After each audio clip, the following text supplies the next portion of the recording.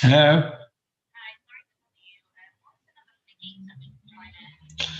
So I'm going to give you the code to the gate and the code to get into the building, the code to get into the hall. Do you want me to text it to you? Yeah, I'm going to do it in that order. I'll do that now. All right.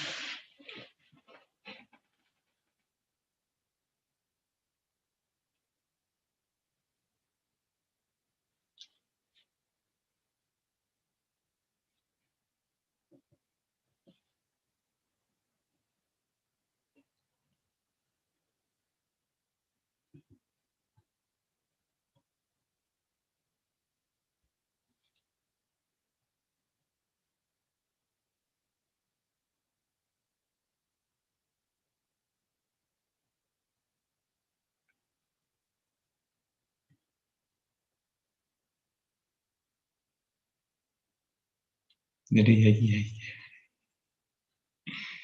Okay.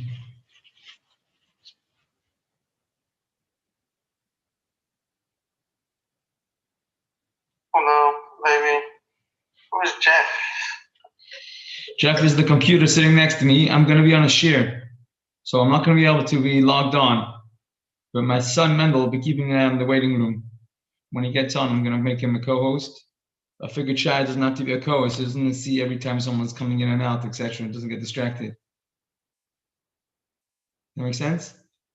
Why did you start the waiting room? Basically, these days you either have to use a waiting room or you have to have a passcode.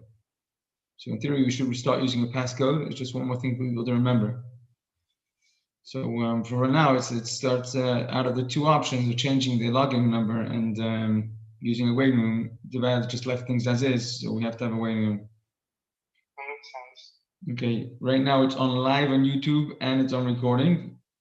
So I'm going to leave it like this, and I'm going to use my computer to log on to a different Zoom to be able to host the ladies' share. So what time is your share? Till 9:30 officially. Oh, wow. Okay. Okay. So if you need anything, I'm here for now. At least till 8:30, I can listen. But after that, I'm going to be out the picture a little bit. You want to open it up? Open it up? Open up what? Parshah. She sent me a video.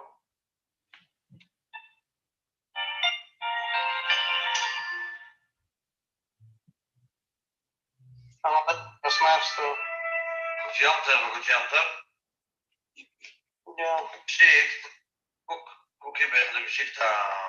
WhatsApp. Ich gucke jetzt hier von Jam.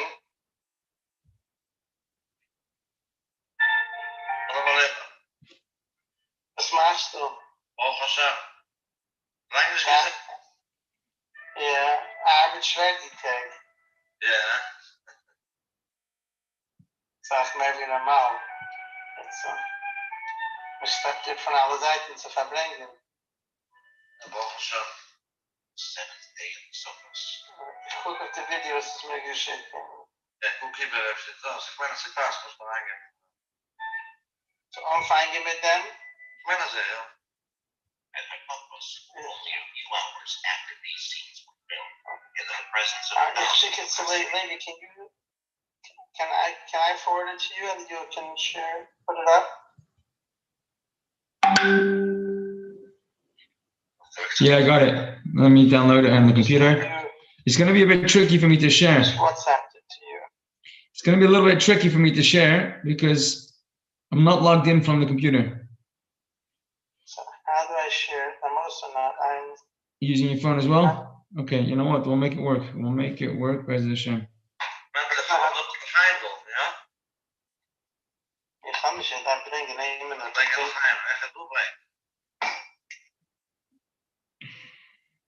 Yeah.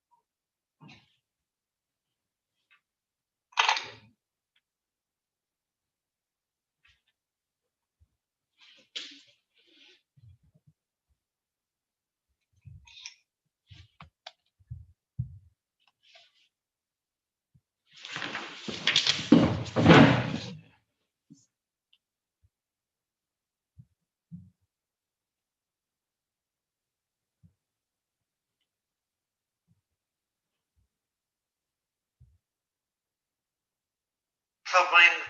Dus maar ook verbringen. We zitten samen verbringen. Als je dan nog mensen.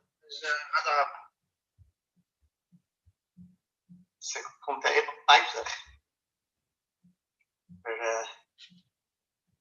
Dat is enkel van Julius en Sam.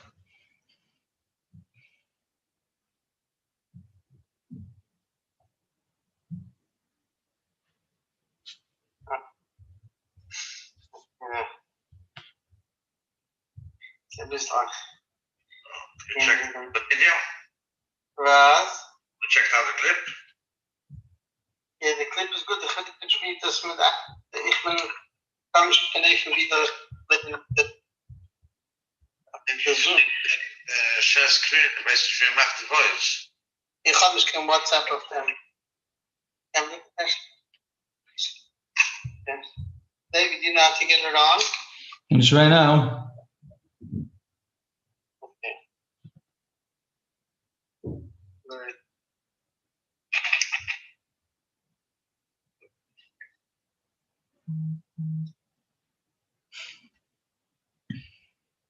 Okay. Yeah. Let's check the sound. Okay. Under the sound.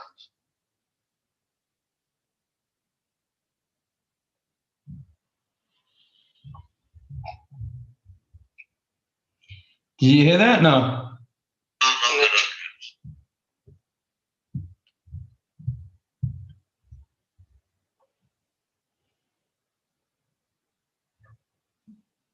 And someone else is sitting at a computer can share it.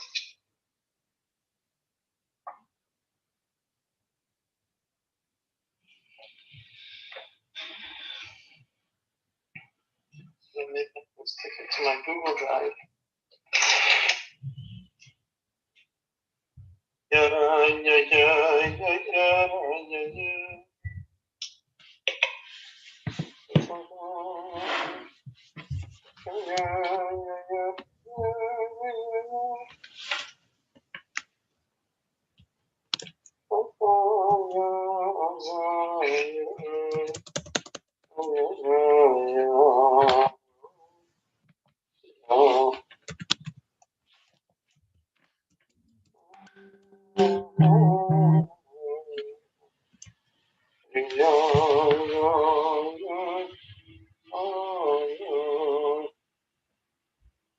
Saying dat historically to my Google Drive was answered again this time.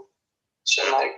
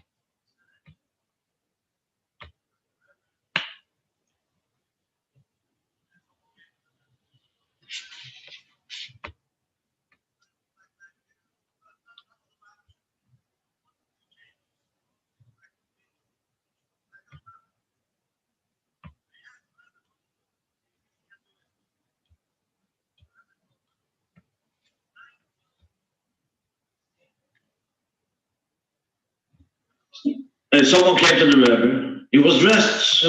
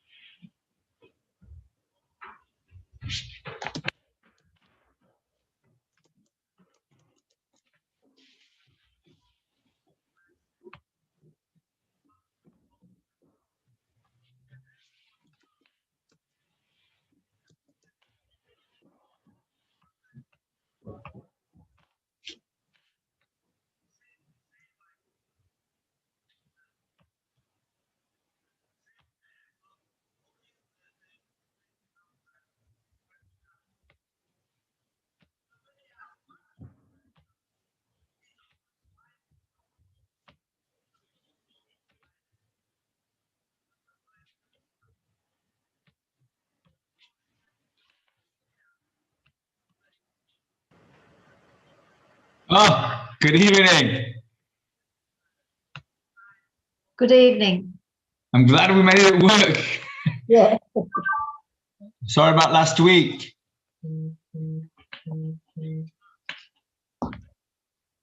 Here we go. It seems to be working. We just get this right. Ah, practice makes perfect. There we go. What we need to do is open participant list. Put that down here. Let's do this.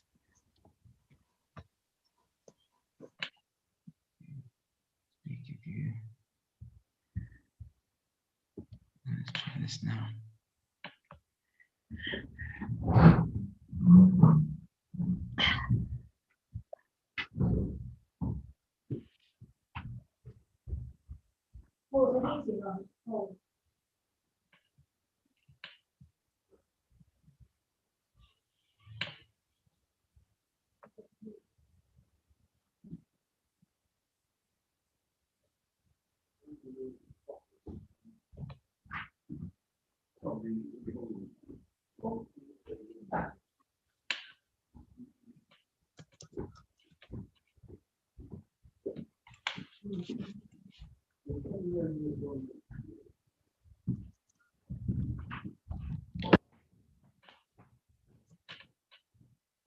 There we go. Okay, let's just make this is working. There we are. We're winning.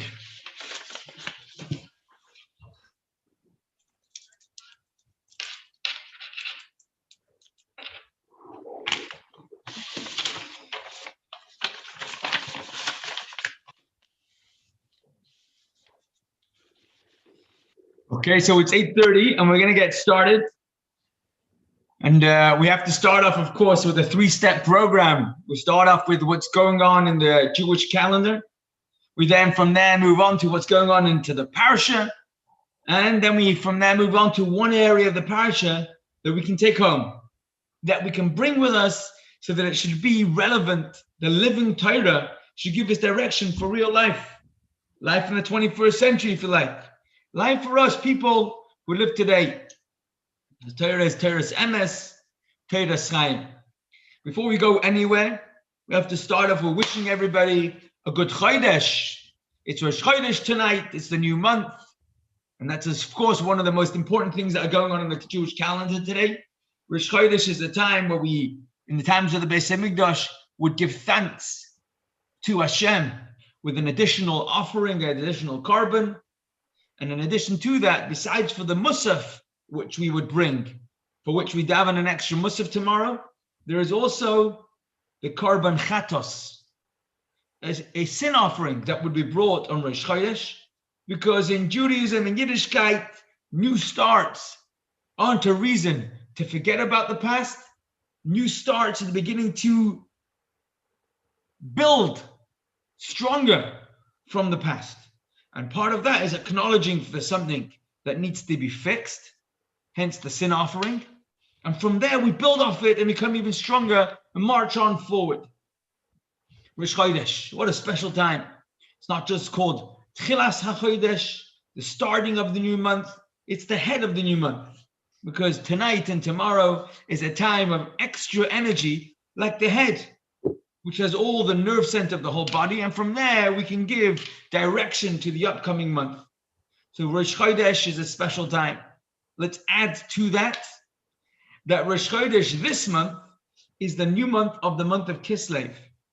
And the month of Kislev, of course, is the month of Hanukkah, an 8-day Yom Tov that starts in the 25th of this upcoming month.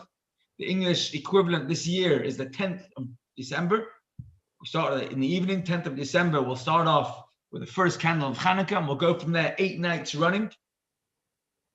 And of course, the Yom Tov of Hanukkah tells us about how light can chase away darkness, how we can dispel a lot of darkness with even a little bit of light. But in addition to Hanukkah and the month of Hanukkah, which is starting tonight, we have a month full of goodness. It's a Hasidic month. It's a very Hasidic month. It's the Hasidic month, the month which is the celebration of freedom.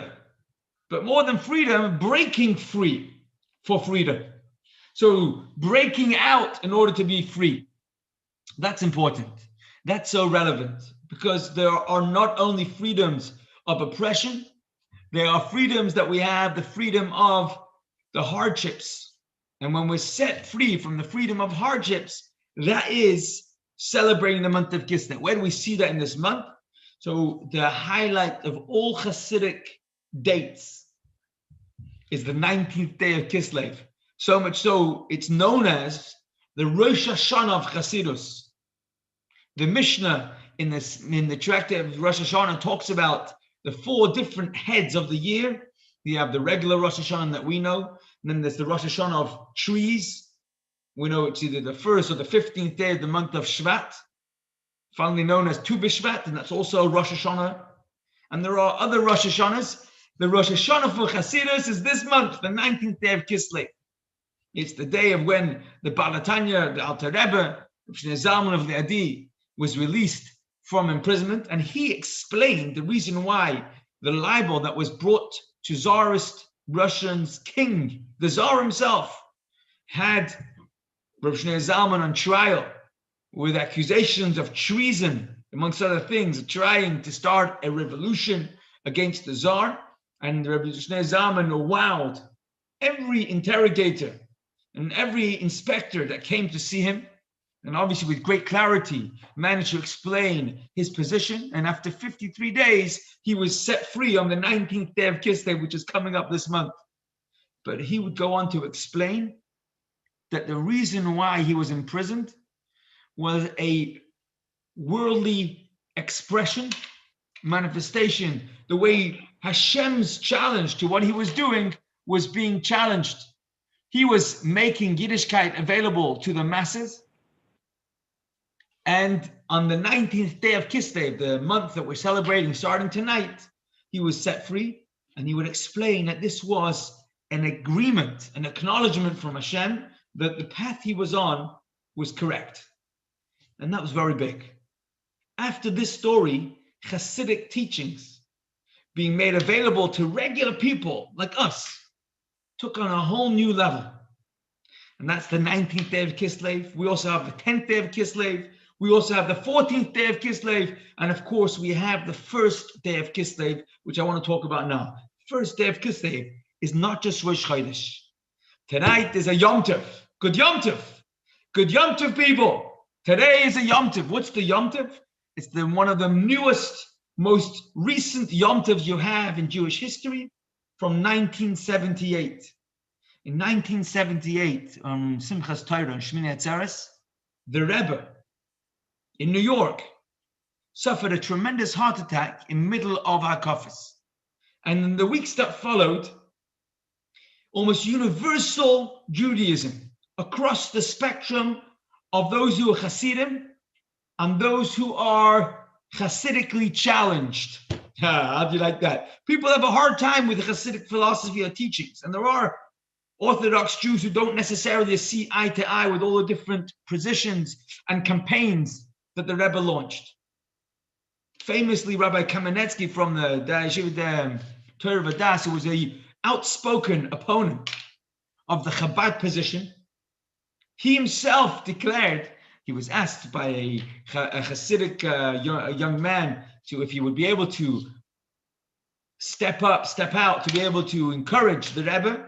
And he says, I can't do it in public, but believe me, every single time I pray, I add the name of the Rebbe, Menachem Mendel ben Chanel Refuah Shalema.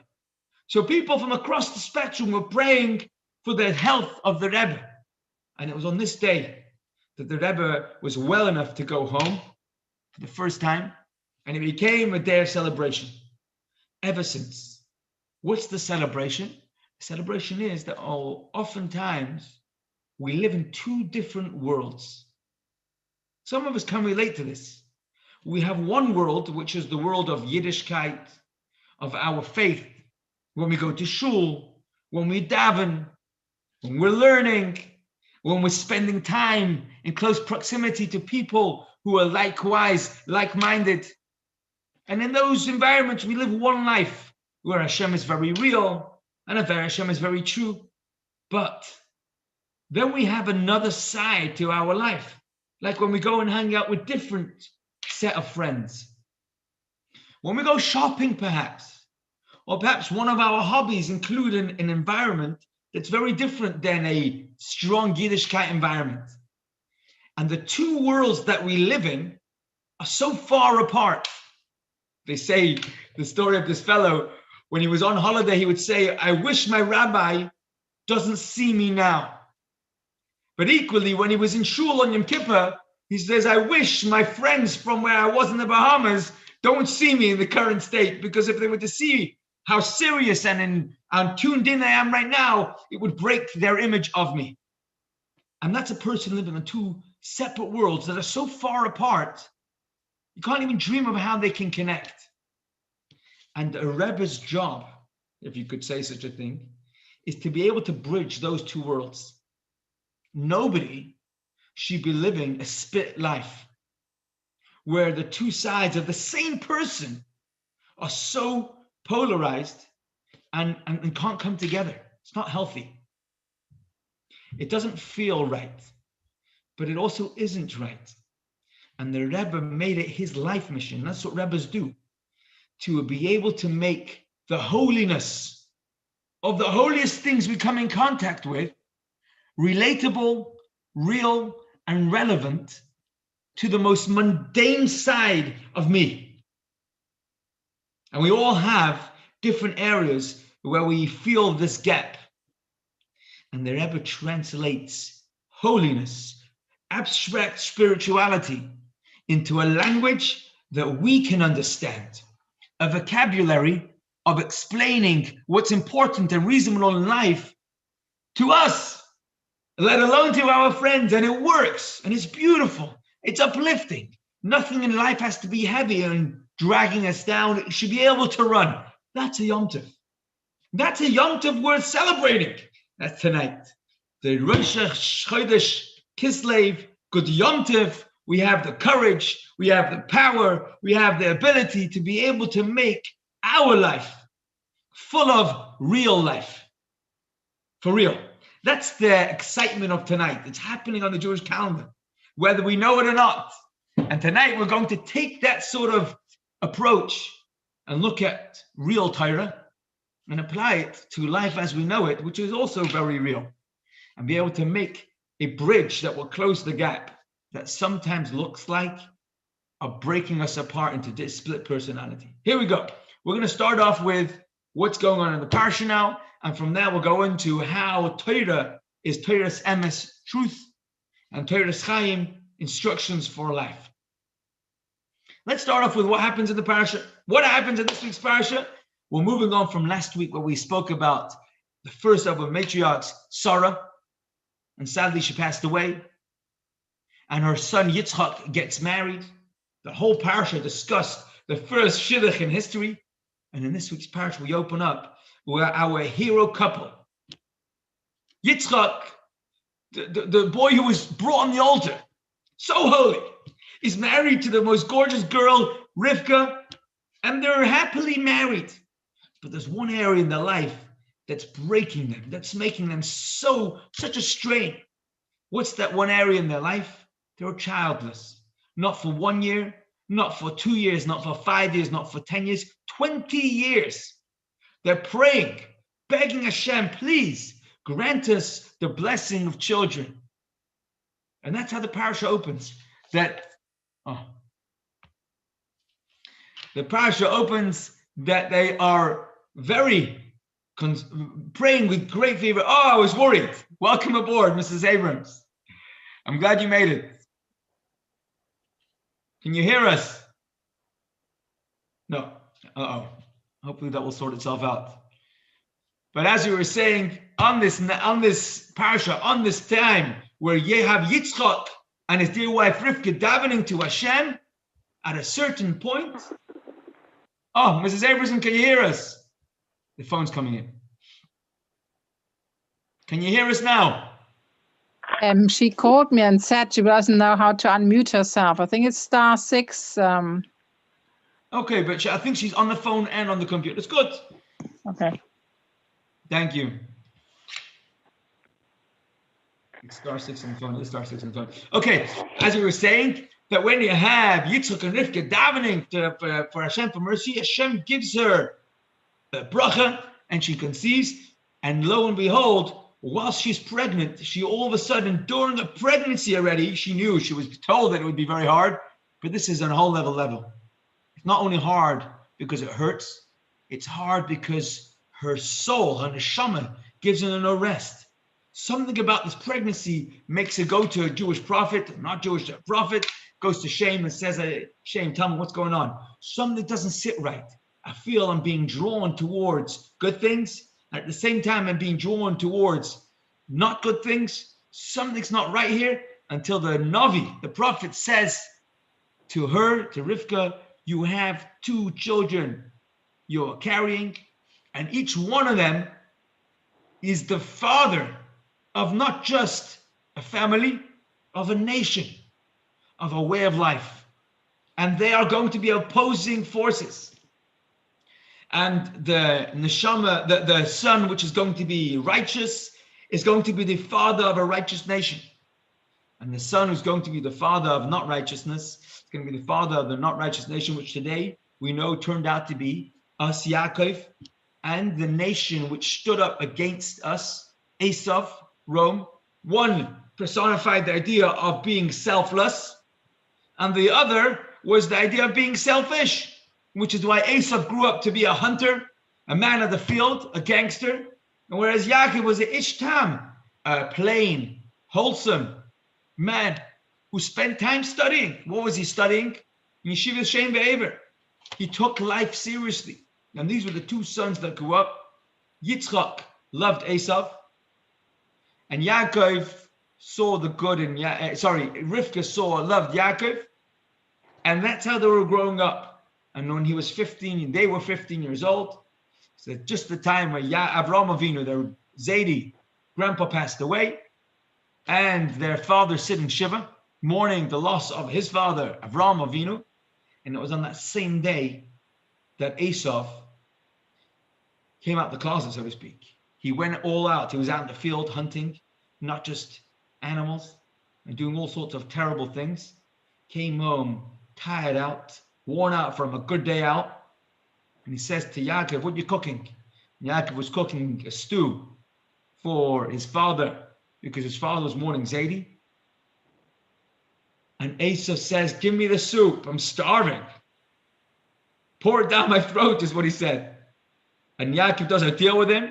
He gives him the soup in exchange for the birthright of being the firstborn. And he gets the soup. Esav gets the soup. The story continues that after Yaakov and Esav are growing up, Yitzchak and Rivka move to Gerar because of a famine. Hashem stops him from leaving Israel. He told he's in the south of Israel. Stops him from leaving. He says, you're too holy to leave the country.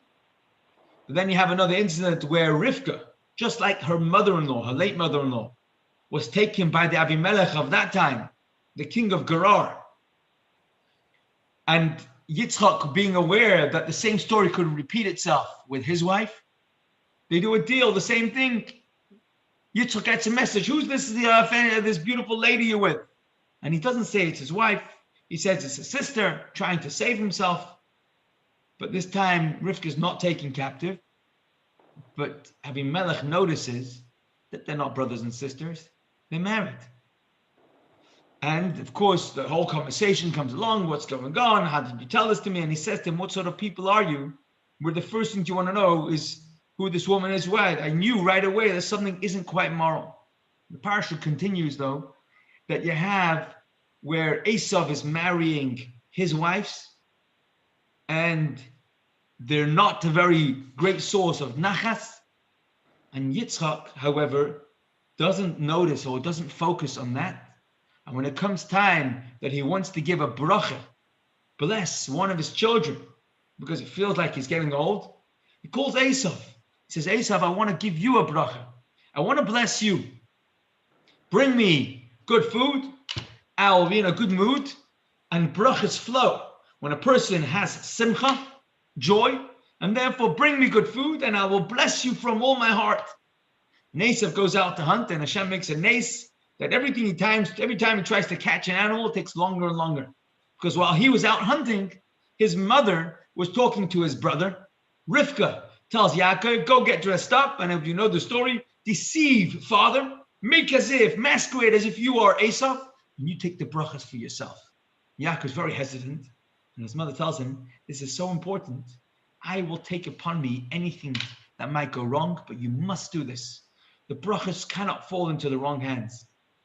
And Yaakov does it, and he walks into his father, and he gets the beautiful brachas.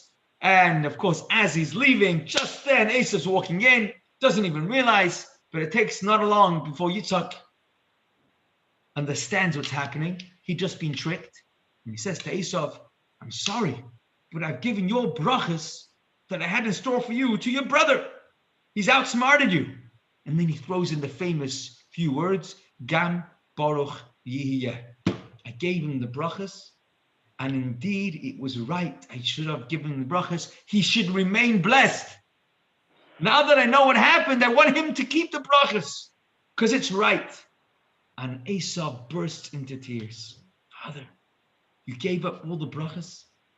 And he cries bitter tears. Even Esav appreciated that these brachas his father were giving were worth trying really hard to get. And he begs his father, give me some sort of bracha.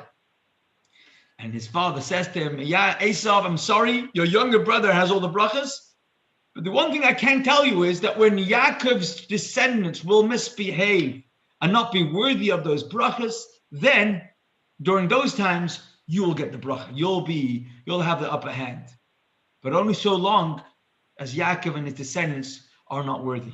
Unfortunately, throughout our history, we've seen how true this has played itself out. The end of the parasha is that Esav is fuming, comes out of his father's room, and he wants to kill his brother, his twin brother. And Rivka picks up how dangerous the situation is, and she says to Yaakov, don't stay around. You've got to leave town. Go far away until Esav cools down, and only then come back. She speaks to her husband, and she says, I don't want my son Yaakov to take a wife from the locals. He's way better than that. Let him go to family. Let him go back to where I grew up, to my family, and there take a wife from there. Where did she grow up? As we remember, we learned last week, west, miles away, in Turkey area. And that's where Yaakov goes away at the end of the parasha to go find a wife. Esav notices how much his mother wants her children to marry only from family, takes another wife, a third wife from family, a daughter of Yishmael. And Yishmael was a good boy, but his daughter wasn't quite the same. and Machlas Bas Ishmael becomes Esav's third wife, and that's the closing of the Parshah. This week's Parshah makes for a great film. There's like a brilliant story in it, all the drama and excitement in it, but of course there's tremendous lesson and message in the story. I'm going to pick one area of this week's Parshah, and I'm going to go in to look for a relevant life message that we can learn. I wanted to say specifically that in this week's Parshah, we have some of the most beautiful brachas in the whole Torah, where Yaakov blesses his son, which he thought was Esau, but turned out to be Yaakov, with some beautiful, beautiful brachas. We're going to focus on the brachas because it's always good to focus on brachas.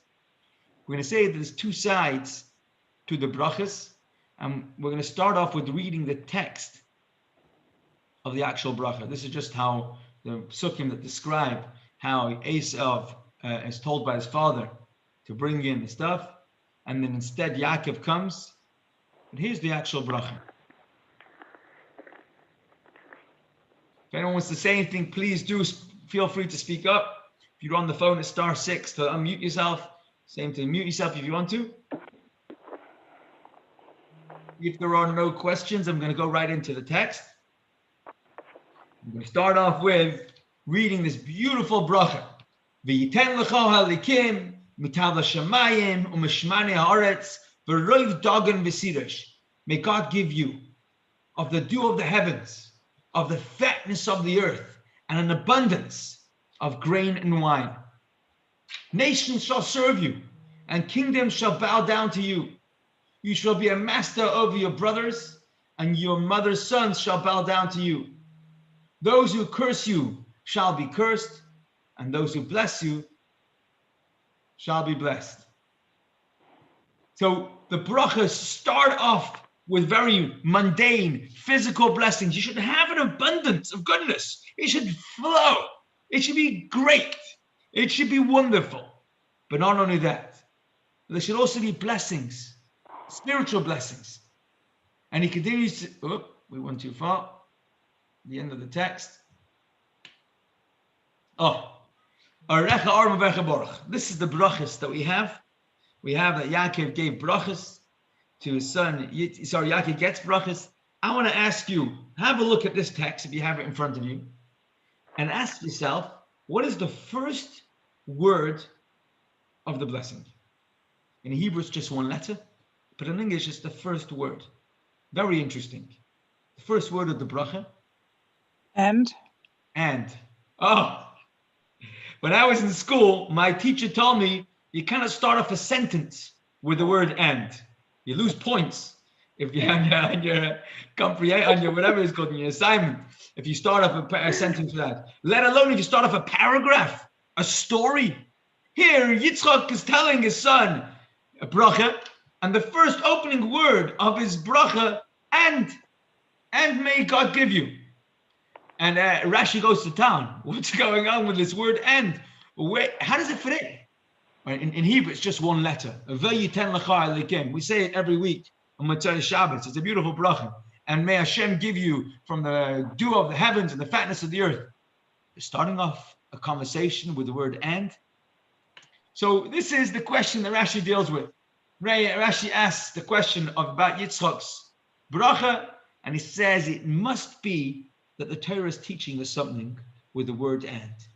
So Rashi digs around. He finds us from Chazal, beautiful explanation.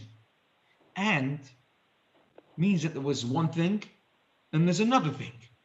By adding in the one letter, which to us sounds like one word, V'yiten lecha halikim, and Hashem should give you, it's teaching us that there's not just one gift. Hashem gives, and Hashem should give more. Let's read it in Rashi. And may God give you, says Rashi, Yitain v'yachzer v'yitain. May he give and give again. So by adding in this one word, says Rashi, the Torah has, in a very succinct, small way, in a very short way, alluded to a very powerful bonus bracha. There's one bracha, which is the text given, but in addition to that, there's giving again. And that's hinted to with the word vayitain. Words are very powerful. They could be very powerful. And having a strong command over language enables a person to, in a short amount of words, say an enormous amount of message. We're still very fresh in our mind.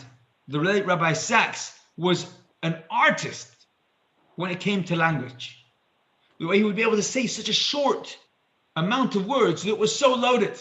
Here the Torah says, "V'yitein lecha," and Rashi points out, notice, and yitein v'yachzer v'yitein. Beautiful, fantastical. Not only is it the brachas that are written in the text, it's all that, v'yachzer v'yitein, plus much more. Great, we're blessed. Here comes the questions. The Sikha asked the following question. If we were talking about Yitzchak giving a bracha, Yitzchak wants to bless his son, so he gives him a bracha, and they said, you know what, actually, let me add to that. Let me put more brachas in. I want to give you even more. Great. Wonderful.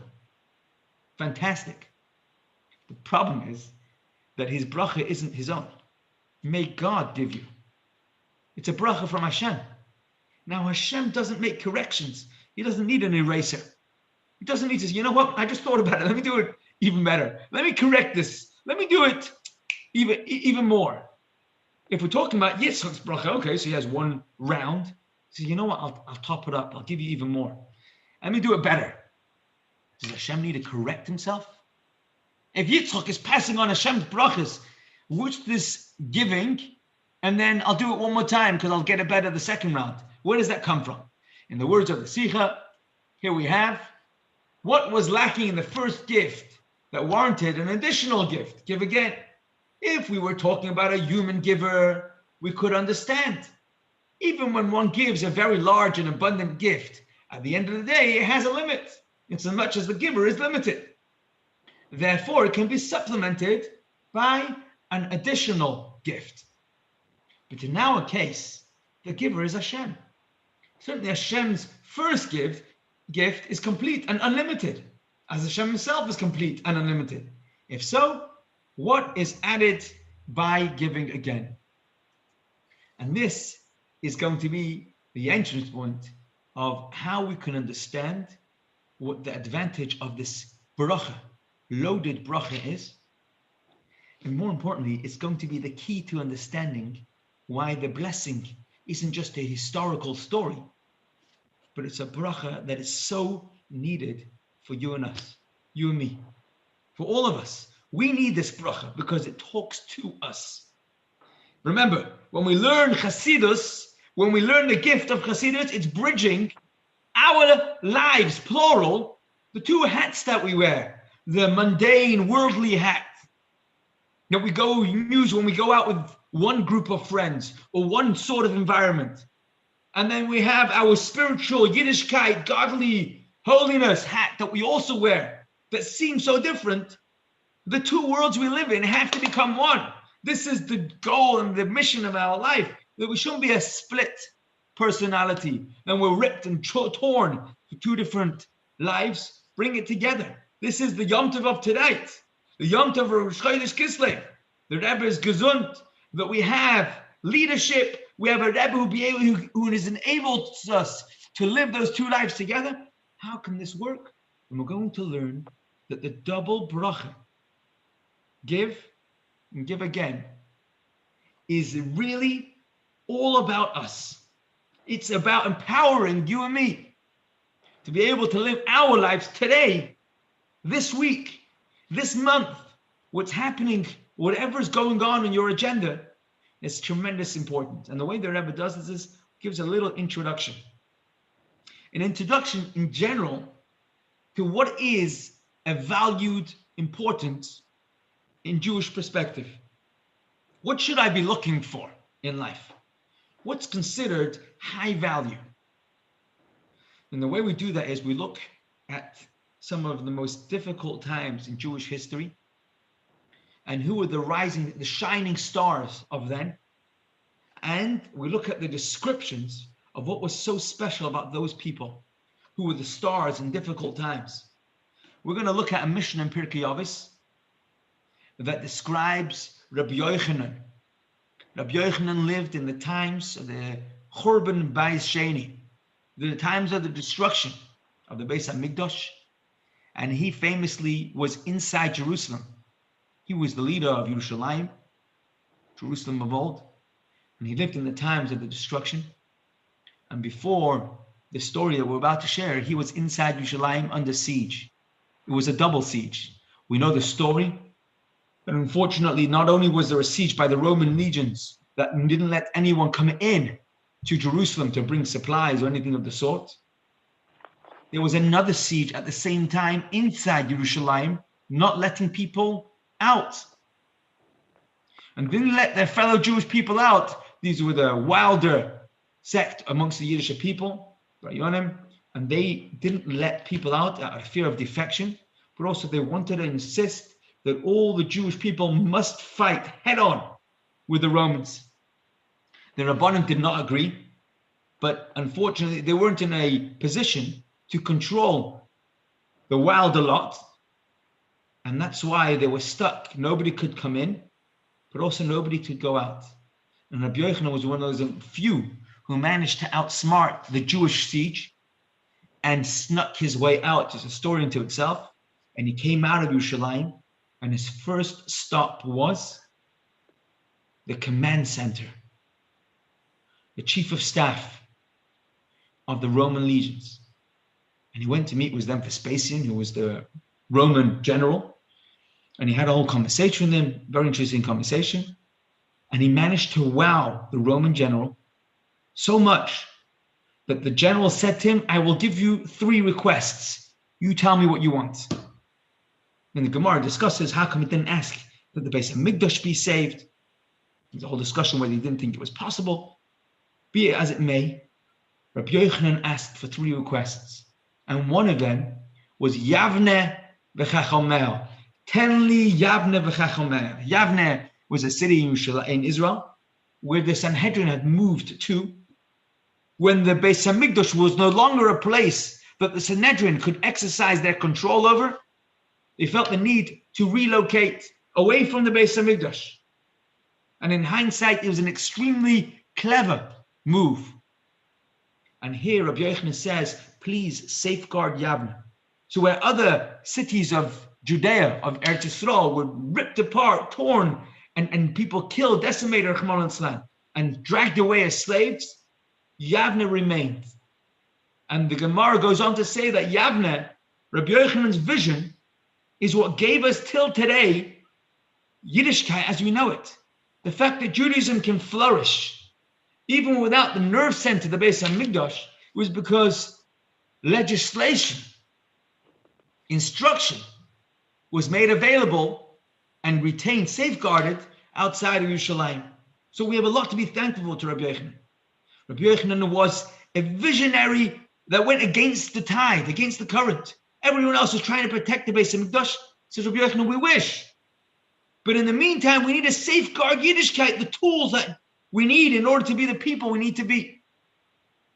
So Rabbi Yochanan saves Yavne, and later he establishes his yeshiva, and he has 5 star pupils, star disciples.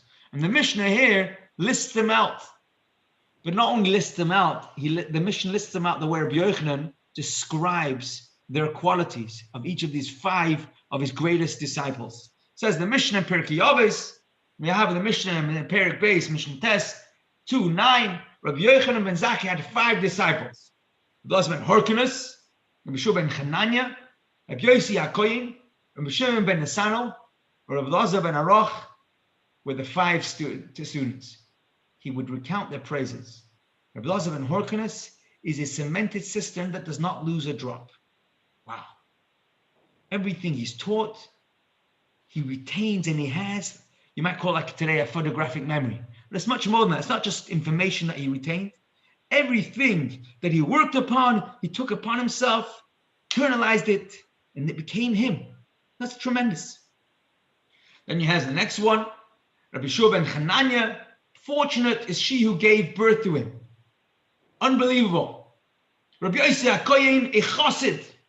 Rabbi Shimon ben Nesano, Yeri Chet, fear sin. Rabbi Elazar ben Arach is an ever-increasing wellspring, like a fountain that's wellspring that's continuously bringing forth fresh water more and more. The Mishnah then continues to say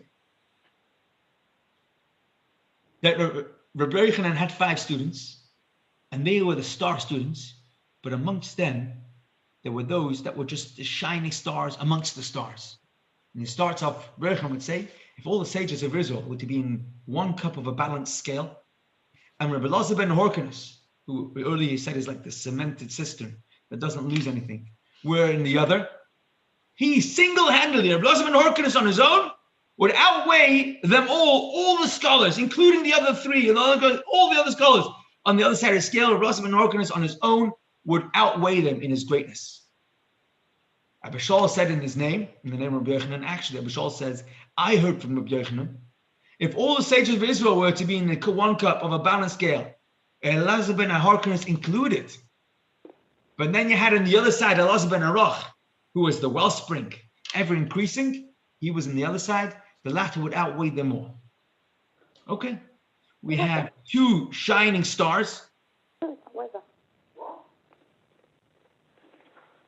2 shining stars, and out of those 2, one is even greater than the other in such an enormous way, says the Mishnah in Pirkei Avos. Okay, so it's a great Mishnah.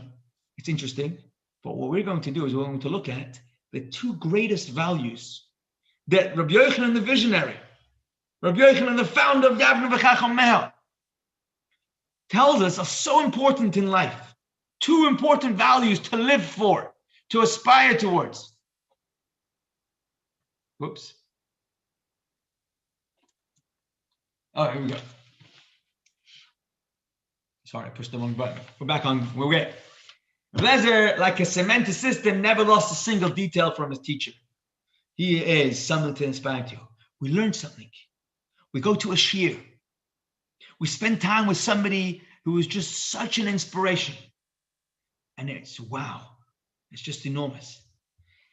It's an aspiration. Something we should try is to retain that goodness, the goodness that it came with, that it brought to us. Don't lose one drop of it. Try and make it special. And that's one great value. Equally, says Rabbi Yochanan, alongside that, but even more than that, the student that has even greater greatness is the student that has the other value.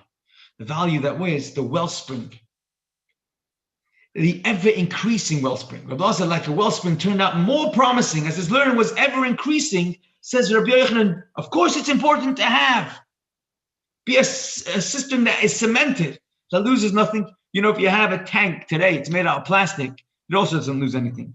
But back in the day, if you needed a tank, you dug a hole in the ground and it was made out of earth, the water slowly started seeping away because it got absorbed into whatever the vessel was made out of. But when it's cemented and sealed, that is safe. And here's the example, the mashal of the system that loses nothing. So we have 2 important values in Yiddishkeit. One is that when we learn something, we should manage to retain it. And then we should live with it. And then equally, we should also have, alongside that, but even more important than that, more promising than that, is to not just have what we have, to be like a wellspring.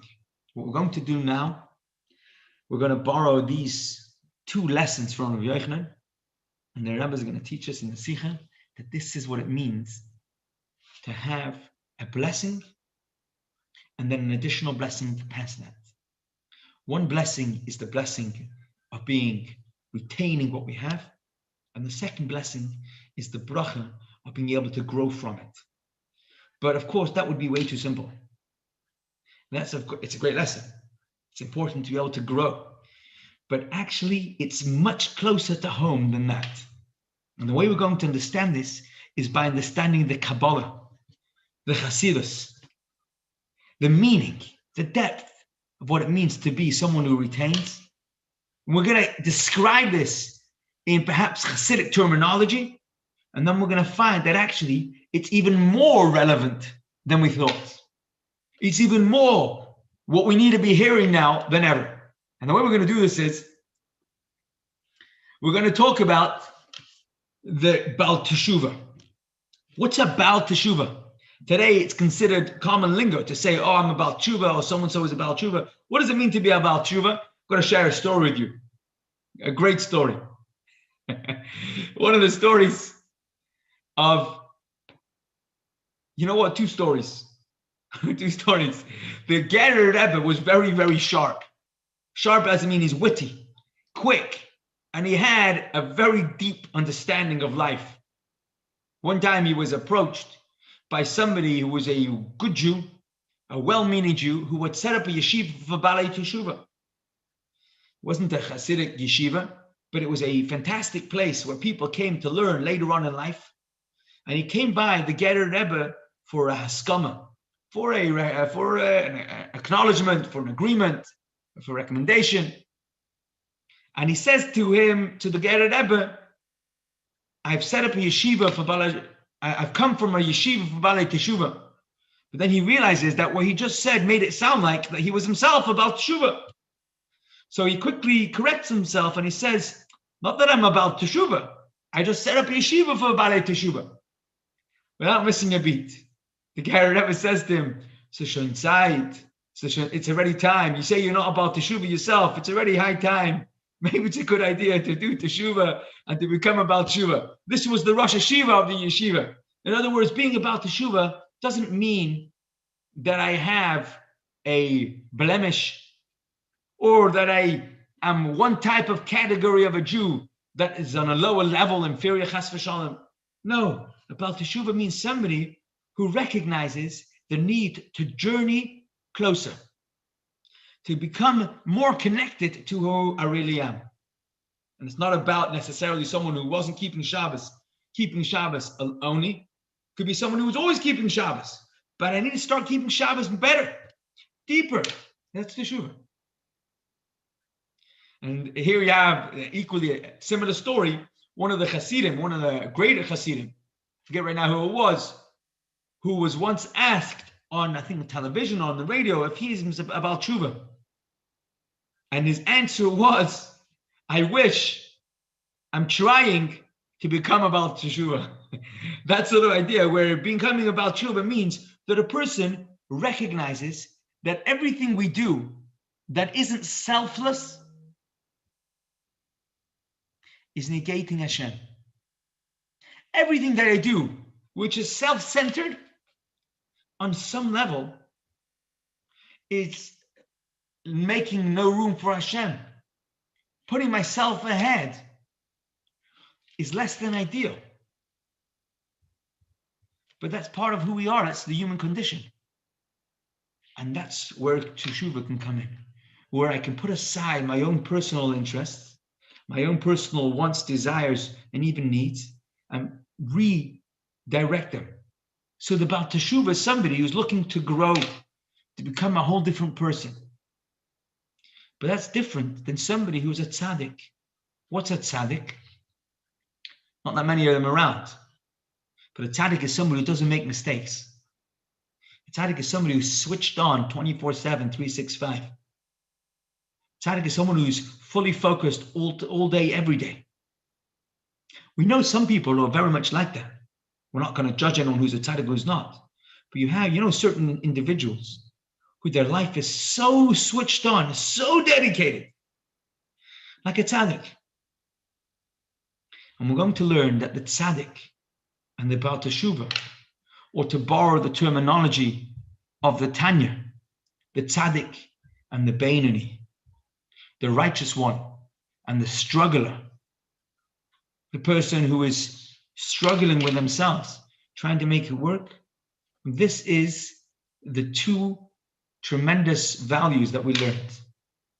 The system that loses nothing is the tzaddik, born righteous, and doesn't miss anything. Nothing spills out. And then you have the second level, the Baal Teshuvah. The Baal Teshuvah, not only because he's done something wrong in the past, but because she's somebody who's always looking to grow and struggles with her position. That's a Baal Teshuvah. And that's a whole nother level. And as Rabbi Yochanan says, that sits on one side and that weighs everything else that goes on. because somebody who's able to put up with the struggle, that's enormous. This is going to be the 2 brachas that Yaakov Avinu gets. Our grandfather, Grandpa Yaakov, gets the wildest, brilliantest brachas. What are they? Of course, you should be blessed. And those brachas will be real. But there's another bracha I want to give you. But the second bracha, I can't give yet. Because the opportunity for the second bracha hasn't presented itself yet. Not only the opportunity hasn't presented itself yet, but the gateway through which the bracha will come, I cannot create, says Yitzchak. Not only says Yitzchak says Hashem can't create it for you. The second bracha that you will get is such a greater bracha, but it will come from you. From you, meaning from the recipient of the bracha, can make that happen. And in the way the Rebbe explains it is, sometimes the goings are great. Everything's working out. Everything's brilliant. Or there are areas in our life that are going well. We have talents. We have skills. We have opportunities. Some people are born into a fantastic family. Some people have born to them a fantastic family. Their children are just brilliant, great, the best, the most wonderful children you could pray for. And they have it. It's a gift. And in that area of their life, Baruch Hashem, it's like a tzaddik. It's just good. It's a bracha in its greatest form. And then there are other people, other times, other areas in our life that are just Baal Tshuva moments. They're a mess. Sometimes because of other conditions and other, Hashem didn't bless us in that area. Sometimes because there's no one else to blame but me. And it's my own fault, bad choices that I made. Bottom line is that area of my life is such a mess. It's broken. And here it says, the Torah, there's one bracha that comes for the blessed areas in our life. It's the area that doesn't lose anything. It's a cemented cistern.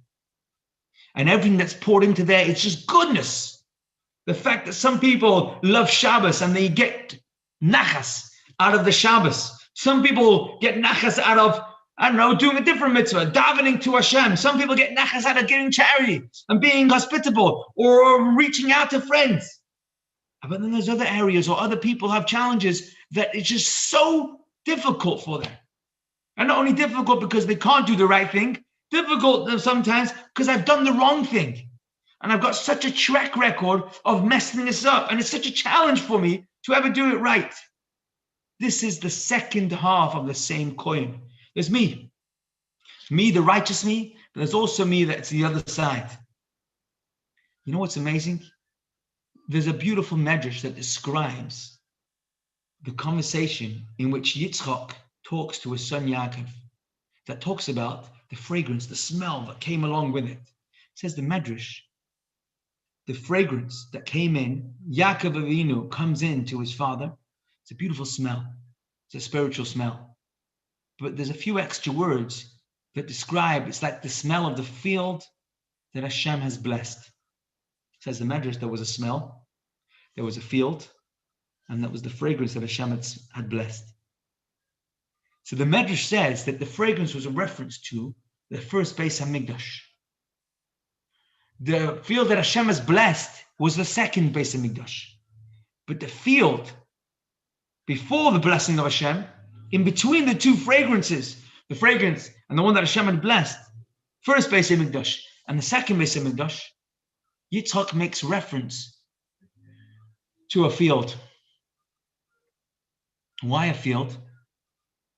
Because the field is a reference to Tzion Sode Techaresh, a bracha, a blessing, that a pasuk that describes the destruction of the Beis Hamikdash that was plowed like a field, in the words of the pasuk. And here, some good pictures there, but we've taken a shortcut. The field, Yaakov's blessing was one Jewish nation with the benefits of the tzaddik plus the benefits of the Baal Teshuva. A field is a field that's been plowed. Why does a farmer plow the field? Why does Hashem bring destruction? Why does Hashem put us in a position of a Baal Teshuva, of a Beis Hamikdash that's been destroyed and destruction? And why is that mentioned during the bracha? Says the Sikha, this is it. We're being told not only that we will be blessed in the good areas of life, and we'll be blessed in the areas of our life that need fixing, we're being told how to reach that bracha. And the way to reach the bracha is in a way that the Hashem can't give it to us in the beginning. Hashem gives us a bracha, and that's for the good times. But the bracha for the rough times, the bracha that we need in order to be able to reach the good times, that bracha, that blessing, the blessing of being able to be about teshuva, to turn a difficult situation into a good situation, that is in our hands. In which way? So here we have the story of Reish Lakish, who is the Talmud's example of a Baal Teshuva. What's an example of a Baal Teshuva? So Reish Lakish famously, before he became the famous sparring partner of Rabbi Yochanan, our hero of tonight's shir, Rabbi Yochanan had a contemporary who he would discuss everything with, Reish Lakish. And Reish Lakish was famously the brother-in-law of Rabbi Yochanan. But Rabbi Yochanan was the tzaddik in the story, and Reish Lakish was the Baal Teshuva in the story. They were great, great scholars, both of them. Reish Lakish, famously, for many years of his life, was a highway robber. He was a gangster. And he had a very, very colorful, unholy, inappropriate history. And the story goes, the Gemara tells us, one day he showed up near the River Jordan. We saw a handsome man bathing in the water. Didn't realize it was Rabbi Yochanan, or he didn't realize he jumps into the water and he was going to have a go at Rabbi Yochanan. Rabbi Yochanan realizes he's in trouble, and he says to Reish Lakish, you are so powerful. You should use your energy to study Torah. And they have the whole conversation backwards and forwards. Reish Lakish says back to him, instead of you inviting me to your world of Torah, I'll invite you to my world. A handsome man like you do very well in my world. A lot of women would have a good look at you. And Rabbi Yochanan says back to him, if you joined my world, if you came to learn Torah, you could marry my sister who's more beautiful than I am. And Rabbi Reish Lakish takes up his offer. And he comes to join him in the Beis HaMedrash. And he sits and studies. And his personal teacher is Rabbi Yochanan. And eventually he marries Rabbi Yochanan's sister. They were brothers-in-law. But Reish Lakish worked so hard on his Torah study that he became Rabbi Yochanan's contemporary, and everything they discussed together. So much so that when Reish Lakish passed away, he passed away earlier than Rabbi Yochanan, Rabbi Yochanan was inconsolable. And his students tried to console him and try to learn with him. And he said to them, what are you talking about? When I said one statement, Reish Lakish ripped me apart. He would look at every angle of the way of destroying what I had said. He had 24 questions for one statement that I made. But that's how he brought out the best of me. Because he managed to use his skills of being devil's advocate, of noticing weak points, being able to see how to attack. And he used that in order to daven and to study. Reish Lakish was the ultimate Baal Teshuva in that story. But he also taught us how it works. How does it work to be a Baal Teshuva? And the answer of how you get the bracha for being about Teshuva, it's not from upstairs on its own. Hashem doesn't dump brachas. The way the Baal Teshuva gets his power and his energy, v'yitein lecha. Yitein v'yachser v'yitein. Hashem gives us a bracha, and that's the bracha of the areas of our life that are going well, that are smooth, that are running, that are successful, the parts of our life that we are grateful for. But then there's the other part of our life that is like a muddy field that nothing's growing. But amazingly, a farmer plows his field. It takes a green field. Look at that picture, a beautiful picture we had it of the farmer plowing his field. And that is Yerushalayim. Let's just fast forward here. The slides are not. Here we go.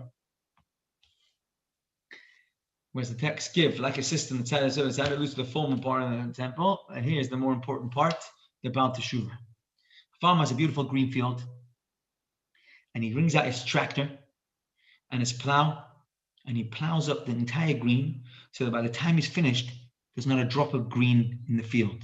It's muddy, it's torn up, it's not nice, it's blotter. Schmutz, it looks like. And here is the idea. When something's going wrong in our life, Hashem asks us one thing. Don't decide to give up. Do not decide to give up. And I use the word decide because that's what it is, a decision. When a Yid decides that I'm going to see the mess in my life as the plow of a field, when Yitzchak gives the bracha to his son Yaakov, he says, there's a fragrance which is the first Beis HaMikdash. That's like the field that Hashem blessed, that's the second Beis HaMikdash. But there's a field in the middle, a plowed up mess.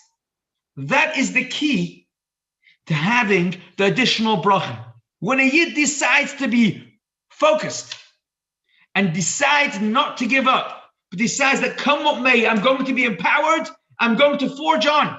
Because success is not being the person who has no tzaras. Success is not the person who has no struggle. Success is being able to continuously choose to be focused, whether it's a mess, and particularly when it's a mess. That's how we get the bracha. That decision to continue being on fire, motivated in the face of hardships, that is the key to opening up the additional bracha. So yeah, Hashem doesn't make mistakes. And Hashem could have easily given all the brachas in the first round. But he says to us, Vayiten lecha, I'm giving you brachas, but I'm also giving you the additional brachas that can only be unleashed by you. Vayiten. And you should unleash the second level, which is much greater, but can only be actioned by you. That's real. This is real life. Real life has the smooth parts, but unfortunately, or difficultly, real life also has challenges.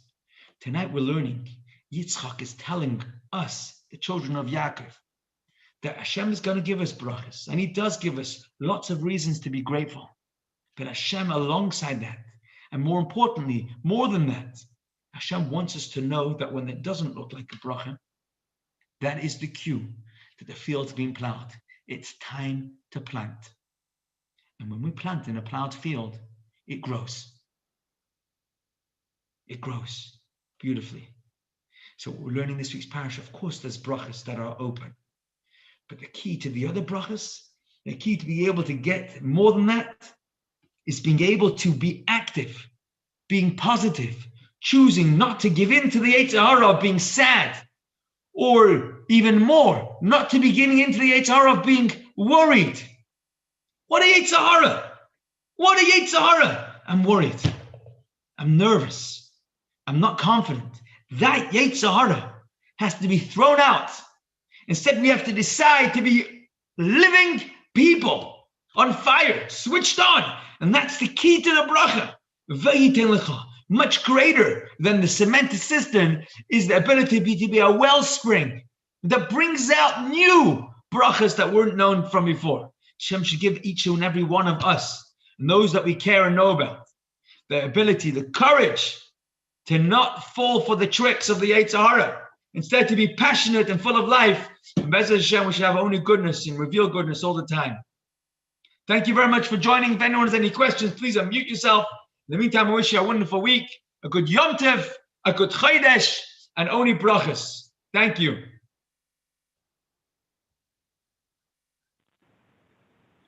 Any questions going once? I was just going to ask Rabbi Cohen about, I'm going to come on Zoom on Wednesday. Oh, wow. I know. Yeah. How's about that? I've set myself up on Zoom. Shock yourself. And then what else is it? So will this number on a Monday be changing regular? It's this week for sure, possibly next week also, but when it's changed back, I will let you know. Okay, thank you. And thank you for this evening, and good night. All the best. Look after yourself. Take care.